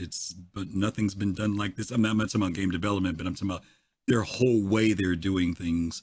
Even for us as gamers, we've never experienced this with any other game development. Sure, there have been plenty of people who've come in and done early access or beta testing and things like that. But this whole thing from a pre-alpha, community funded, the level of community relation, all that is just a new animal. And they're navigating through it. We're navigating through it. There will be, when this is all said and done, there will be some looking back in retrospect and saying these are some things that could have been done better. And then there are going to be some other things that they're going to say it's going to validate the process that they did. And for those of us who are around later on, we'll find out how the story ends, basically. So, but I think your points are well made, North End. Thank you for dropping in, bro. Oh, go ahead. Is it? Well, I guess really what it boils down to is the amount of salt they're putting into the wound too. And now I'm not talking sea salt, I'm talking Himalayan salt. They did this during probably the driest patch of the year for content. If they were pumping out patches left and right, and they did this, I don't think it would bat an eye. But people are starving for content, and timing could be a real issue. But then again, timing could be an issue because Starfield came out too. You know what I mean? It's a weird animal right now. There's going to be a lot of pressure on CIG at CitizenCon this year. First, just because we haven't had them, first of all, you know what I mean, in person, but even more, there's good feelings about Starfield in the community. We're going to get to that in a minute. But we're going to also see that the expectation level is going to be raised now for people who are going to say, okay, Bethesda's done this. This is where we're at. We're having a good time with that. What you got, CIG? That's going to be the real subconscious tone that's going to be existing. And they're going to have to respond to that. They cannot ignore what's happening in the industry and business. And if they want to still remain, in a good position, they're going to have to do some delivering. And so you're right, Target. I'm not saying that it's pressure on CIG that they need to be expediting. And I agree it's a different game. I'm talking about the type of player that CIG is looking for in relation to Squadron 42. I'm not comparing it to Star Citizen because you're right, different animals. But Squadron 42 is CIG's bread and butter when it comes to the single player RPG. And I'm saying that if Bethesda does well with establishing a good space genre game, then Star Citizen is going to have to say, what are we going to do? And I just got finished watching Chris and Sandy over in China, where they were doing this Q&A, and he acknowledges Starfield and thinks that Starfield's a good thing, but he also believes that Star Citizen is going to be better. And so the question is, okay, Chris, prove it, show it to us. That's all I'm saying. I'm not saying that they've changed their dials because of it. I am saying, though, that they're very much aware it goes on in the gaming industry. And they're very much aware of, I don't care if it's Starfield, I don't care if it's CD Projekt Red, I don't care if it's the Fallout. They pay attention to all that stuff because it's all a part of the industry that they work in for business, All right, it's also, go ahead. It's also the fact that I think right now Starfield is in this between of the spectrum of like No Man's Sky, it's kind of a little bit arcadey, and then Elite Dangerous and Star Citizen, and where it's your full sim. Yeah, Starfield's kind of right in that middle, and I think, and what's going on, I see what Chris is saying is if Starfield is a runaway success, that means they have a lot easier time marketing those types of people who yearn for more sim, not trying to market the people who want to play a space game. True. So they can widen that pool, they're going to get more and spend less on marketing. Good. All right, buddy. Thank you very much. Thank you. All righty. Good old North End. Good to hear him come in too. Last but not least, we haven't talked to Chad in a long time. Let's bring Chad in. Chad, pardon me, I'm losing my voice. Chad, are you there? I think Chad's there. I'll see if he's muted. He might have stepped away to make a sandwich. There he is. How are you? Good. I think it's the first time I've been on this. Good. I've seen you in chat before. Yeah. Yeah, I was on Kai's old show and all that, and Yeah. but I was listening to everyone. It's like everyone has a different take on the whole thing with the PTU and then Starfield and the manufactured outrage that Starfield doesn't have features that they thought it would have because reasons. And now they're like, what do you mean I can't walk around the entire planet without a wall? I'm like, are you really going to do that in the game? Like, honestly, you're going to spend like 3 weeks walking around one world? Like, good luck. It's just people are looking for things to break. They are. Yeah. And there's like, you would never do this in actual gameplay. This would not happen at all. If 40 kilometers squared is too small for you, you're playing the wrong game. True. Absolutely. I'm just blown away by the CSC Online. Yeah. And it's Skyrim in space. I mean, the fast travel options are numerous, and you don't have to fly at all. Right. You can just pop from planet to planet and do your thing on the ground, and that's it. Yeah. And you're fine. You don't have to fly. You don't have to board ships. You don't have to do space combat. I mentioned that if you've played a Bethesda game, you will probably thoroughly enjoy, playing Starfield. For people who've never played them, though, if they've played Star Citizen, I mentioned that I would have concerns about those people trying to bring those expectations to Starfield and that they may feel a little let down. And, it's interesting. It is interesting. The point you mentioned about people saying, oh, I've hit an invisible wall. Even I was watching, oh God, what's our buddy's name? Yamix. And even Yamix was surprised when he hit the invisible wall. And he didn't make a big deal out of it.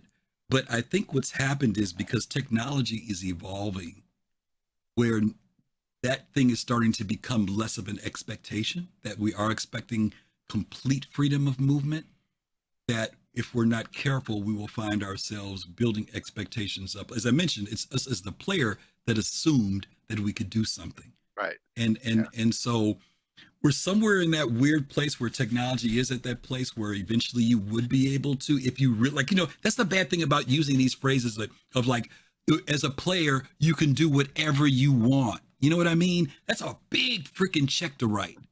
It is. Because technology doesn't always accommodate that. And either you go with this technology that exists, like the technology that's used in Creation 2 and what Bethesda has, that has some limitations, but you get it and you have it. Then there are the games that are trying to do something a little bit more and a little bit different, like Star Citizen, that, it sounds cool, but man, we got to freaking wait for it. You know what I mean? There's this weird place we're in between a technology becoming standard that we really want to have, but then the thing that we do have in our hand that works, that we have right now. So it's not a failure on Bethesda's part by any means, but we as consumers have to be careful about what expectation we look for from our games, because we overlay, and don't get me wrong, some of it is the fancy marketing language that's used when you tell me, as a player, you can go wherever you want. But that's a big freaking statement when you talk about a universe. You know what I mean?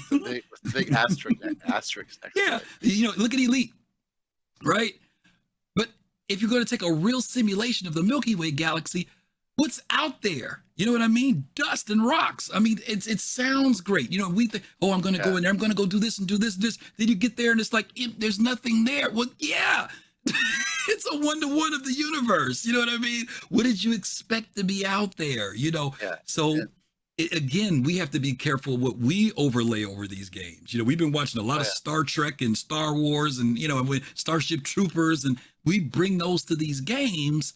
And sometimes the games, that's not what they're about, So. And then you have like idiot streamers who like the very first like 40-minute video for Starfield, Angry Joe was watching it, and they said about 1,000 planets, and he like, they did it before Star Citizen did, and I'm like, he has no idea what he's talking about.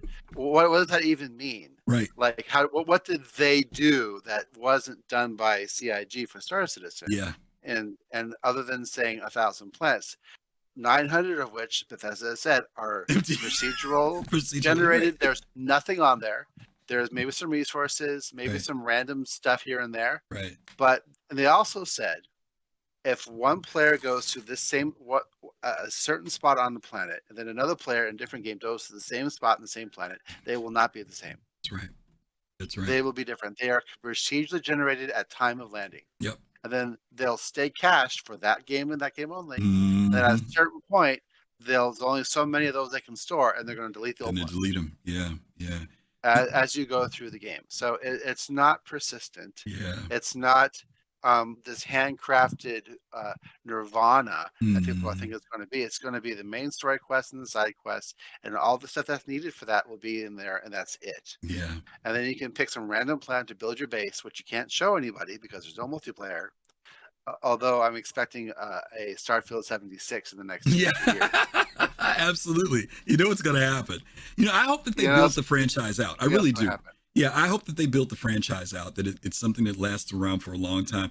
Like I said, players just have to be careful to take the game for what it is. You know, don't overlay any other game over anything. I mean, you just have to do that. And it's difficult for us in Star Citizen because you and I know what happened in ED, right? When people, the whole pushback about being able to walk around on ships, and people were disappointed. Yeah, you can get on your ship, you can walk in the hangar, but even something as simple as the teleportation from the hangar into your ship, for a lot of people, it was unsatisfying. You know, for some people, they didn't care. Right. You know what I mean? They didn't care. Oh, look, this is great. Other people, it was like, what's this crap? You know what I mean? So yeah, and then when Frontier said that ship interiors are boring. When Arf said that, the famous quote, it's like, they're boring. Yeah, you'll Why get would you bored. want to walk? Why would you want to walk after doing it? What is he, after 3 or 4 times, you'll get bored doing it? Or right. Oh God. Yeah, it was a poor excuse. They should have just said, we're not going to do it. We're not going to do it. Yeah, and not give some lame excuse on why they didn't do it. Yeah. The truth is, it's a lot of work. It is. As all you can see from CIG's efforts, and you see like the whole seat, which is incredibly complex. Yeah.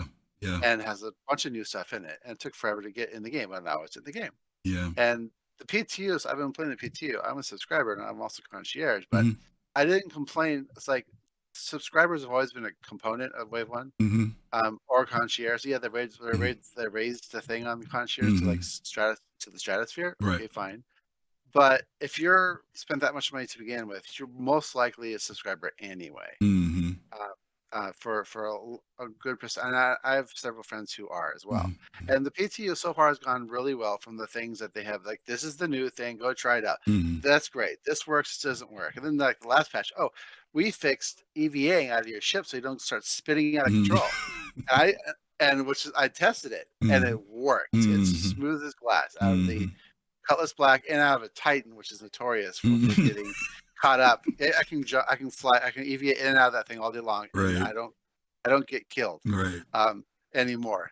And that's a great bonus. They actually fixed something that wasn't related to the PT release. I'm like, fantastic. And they've done stability. They sped up the server. There's a lot of, and they seem to have gotten the results they wanted with the number of people who are testing to make it manageable, to do these infrastructure optimizations and upgrades until then they'll let more people in when they're ready. Yeah, that's a good point.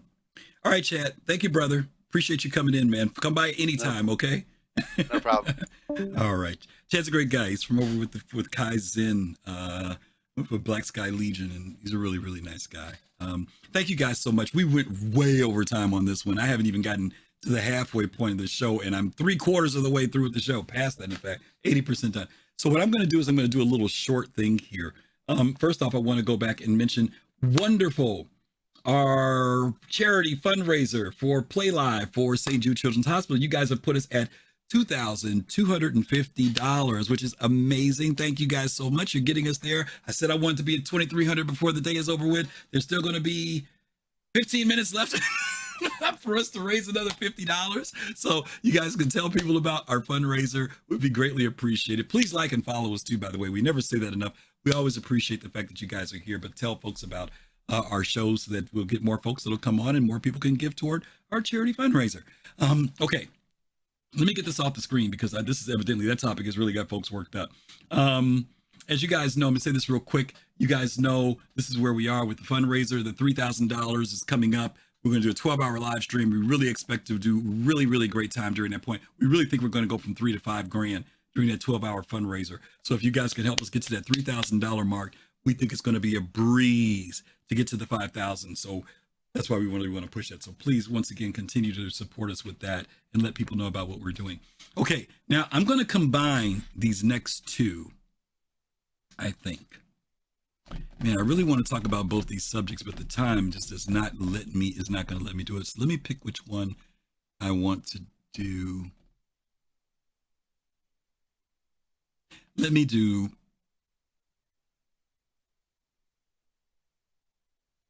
This is really tough, guys.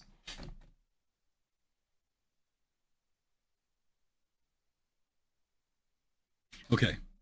I'll show you with okay, no, I'm not going to show you that. Let me go with the one that I had originally, and then I'm going to go with this one. After playing Starfield for 10 hours, I constantly want to swap between Starfield and Star Citizen by ShamrockSeven. And this is what he says. Is anyone else experiencing this? I'm genuinely loving both games right now. I love the single-player RPG experience of Starfield has, but it constantly highlights things I love about Star Citizen too, and it makes me want to flop back and forth. I wasn't expecting this phenomenon of an experience to happen.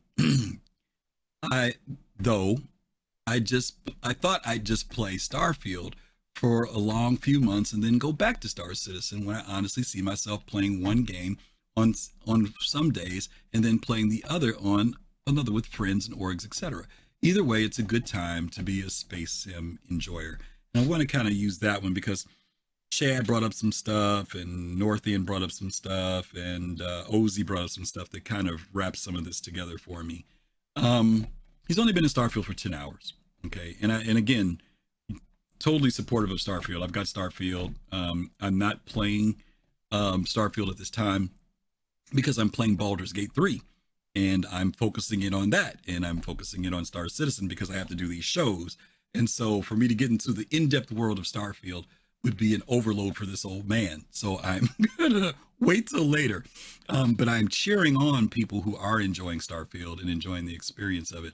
But my brain right now is wrapped around Baldur's Gate. I do want to know what you all think about this. You know, is there something... This person says they didn't expect this. And I heard a lot of people say this. A lot of people said when Starfield came out, I'm going to play Starfield. And then maybe by the time I'm done with that, something will have happened in Star Citizen and I'll come back and play that. We all know that there's about a 7 week gap between the releasing of Starfield. I mean, even though it came out on September 1st for early access, but I'm going to use the date of the 6th for the official launching. And then we've got, CitizenCon coming in October 21st rather. Is that your sentiment about it? Are you playing Starfield now with the intention of, maybe by that time I will have gotten through the main storyline, the story arc, and I'll come back and see what happens after CitizenCon? Are you doing both? Are you playing Starfield and after you get through with your Starfield time and you break in and say, hey, I'm going to hang out with my buddies in Discord and do a little, bunkers? I mean, where are you at right now in relation to this? Or have you just gone to Starfield and said, hey, I'm going to play Starfield and I ain't worrying about Star Citizen because I don't think anything's going to happen this year. Love to know what you guys' thoughts are on that. Let me bring in Red Beer. We'll start with him. Red, are you there? Yes. There he is. Yeah, well, I can totally see why he's going back and forth. Different games. Scratches a different itch. yeah, exactly. I think I mentioned this before. This is more towards Mass Effect game. This is Starfield. And Star Citizen is more of a sim and not so much of an RPG like from Bethesda. So I think that he likes both kinds of the sides of the games here, and that's why he goes back and forth. And I can totally see that why he does this. Yeah. It's very normal. It's very nice to see that people have like different interests in those games. Yeah, like you said, either way, it's a good time for a space sim player. That's what he says, right? Yeah, but I don't agree on the last sentence of it. Yeah, it's not a sim per se. It's a space. It's not a genre. sim. It's not a sim. I just cannot see Starfield as a sim. Yeah. It's an RPG, and it has some space elements in it. Yeah, like Mass Effect. Yeah. And that's about it. Yeah. Okay. It's a good game, and that's it. Okay. It's nothing more. Nothing wrong with enjoying both, right? Okay. Yeah. All right. Like Baldur's Gate for in a couple of minutes. There you go. There you go. All right, Red. Thank you, buddy. Okay, Levin. All right. Let me bring in Pops in space. Pops. Yeah. Hey. Okay. This is blasphemy. You cannot play 2 games at one time. It is out of the question. Something wrong with him, huh? There's something wrong with this guy. He's trying to play 2 games at once, right? And we all know that Star Citizen was just taken down because Starfield just came out. So I don't know what the problem is. Okay. We're all going over the one game, and that's it. Okay. Goodbye. All right, Pops, thanks. All right, let me bring in Odie. Odie, you there? Yes, I am. There he is. Yes, sir. Okay, so for me, full disclosure, I do not have Starfield, and I'm probably not going to play it. Okay. Okay, the reasons are is I'm not a really big single player type of gamer, so I don't really care too much about it. But it ties into like what we was talking about before. So one of the big reasons why I think the poster might feel the way that he does is because of a lot of the discourse around Starfield before the release was that it's going to be this amazing game. It's going to do a lot of the things that Star Citizen was claiming it was going to do before Star Citizen, to show you how easy it is to do this. It's coming from a beloved studio, yada yada. They got a pedigree, etc, right? Yeah. And I think what he realizes is that once you start playing it, the differences become very stark. Like, I haven't played it, but I've seen some people play it. I've watched some reviews and stuff. Right. And this is the same thing that I have an issue with. Like, I've owned Cyberpunk since its release in 2020 December. I've only played 13 hours of it, and that was back then. I was like, I'm gonna wait for them to finish the game, and then I'll play it. Right. So the issue is that simple things that we take for granted in Star Citizen are completely missing from these supposedly immersive titles, right? Because you think of it's an RPG, it's supposed to give you greater immersion, especially because it's single player, right? They can devote more time into your player interaction with the NPCs and the game world itself, but all of that stuff is missing. Have you seen how you pick up stuff in the game? It's a button click, no animation. How you eat, it's a button click, no animation. To do anything, you're literally buried in menus, right?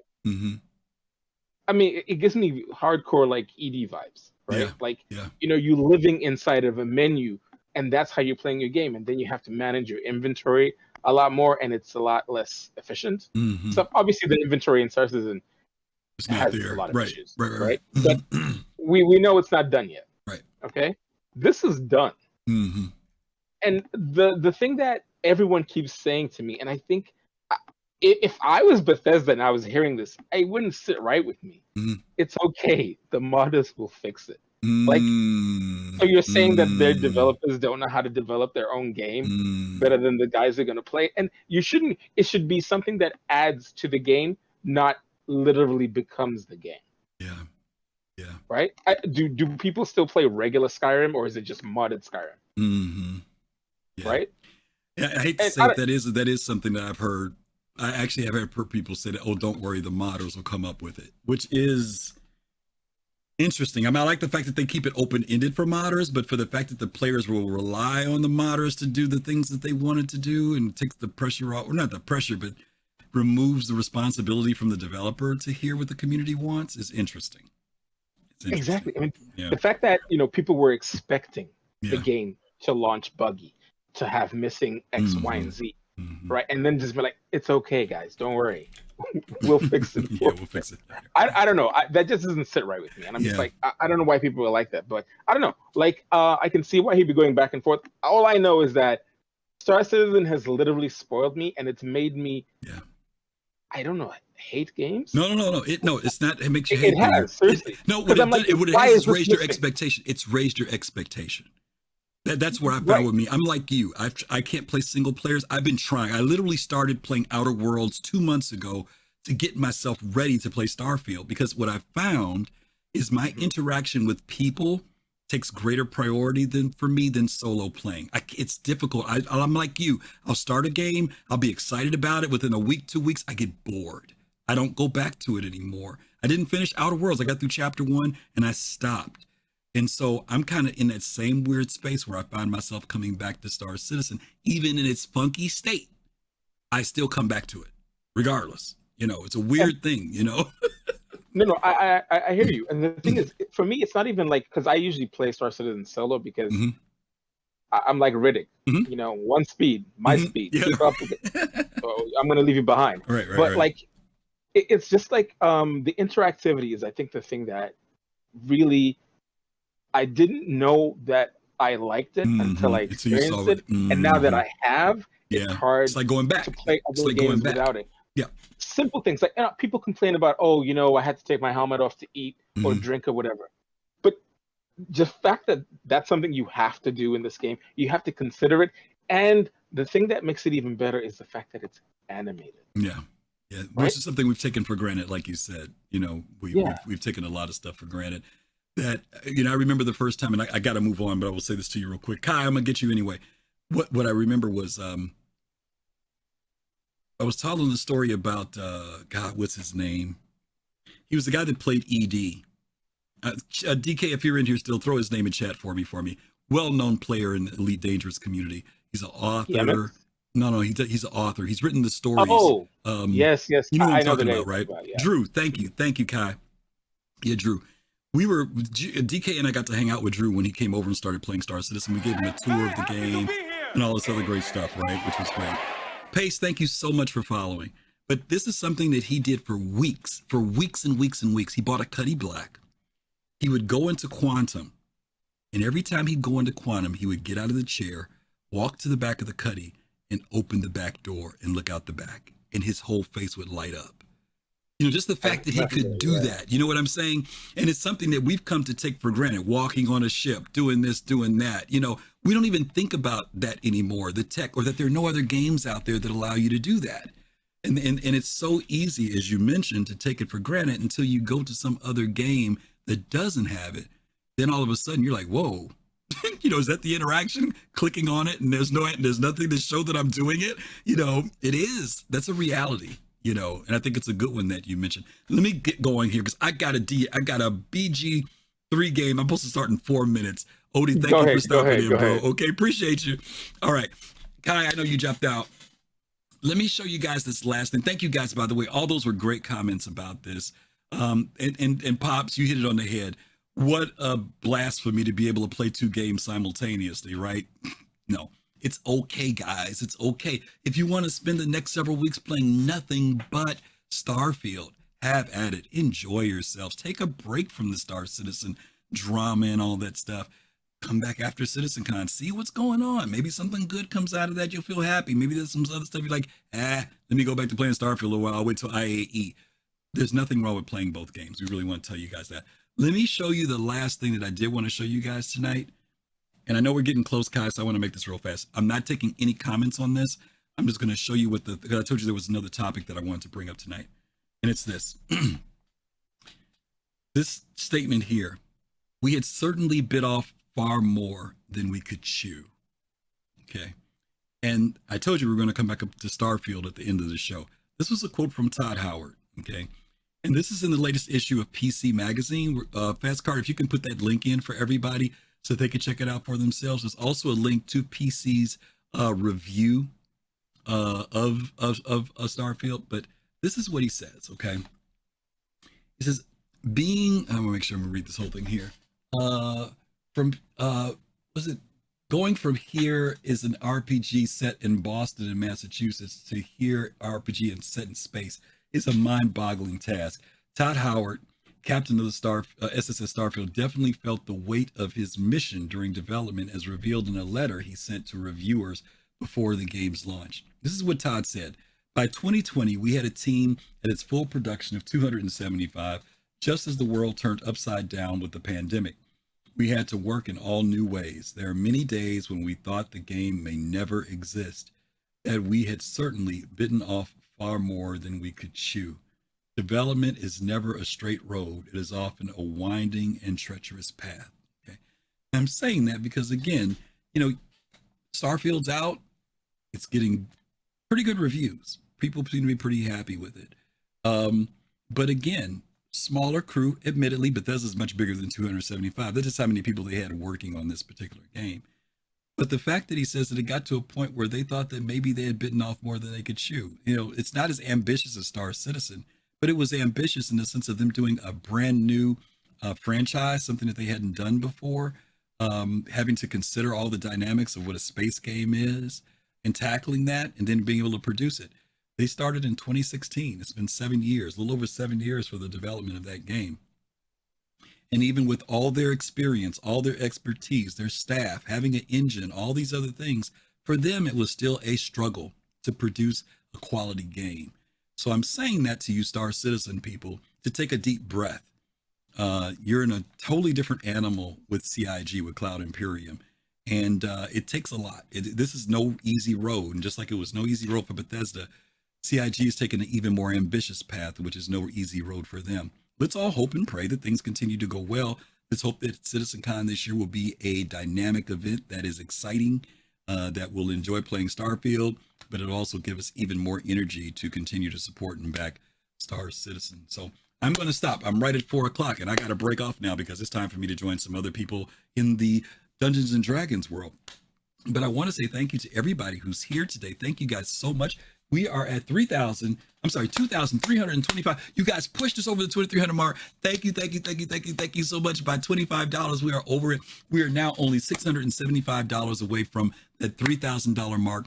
Thank you. You guys are amazing. You are wonderful. Appreciate you as always. Thank you to everybody who came in and chatted today. There's a lot of people up in our general chat right now. If you guys want to come in and talk with them, I'm sure there's going to be a lot of conversation about the stuff we've talked about.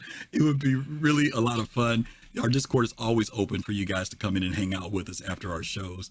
I'm getting ready to head out.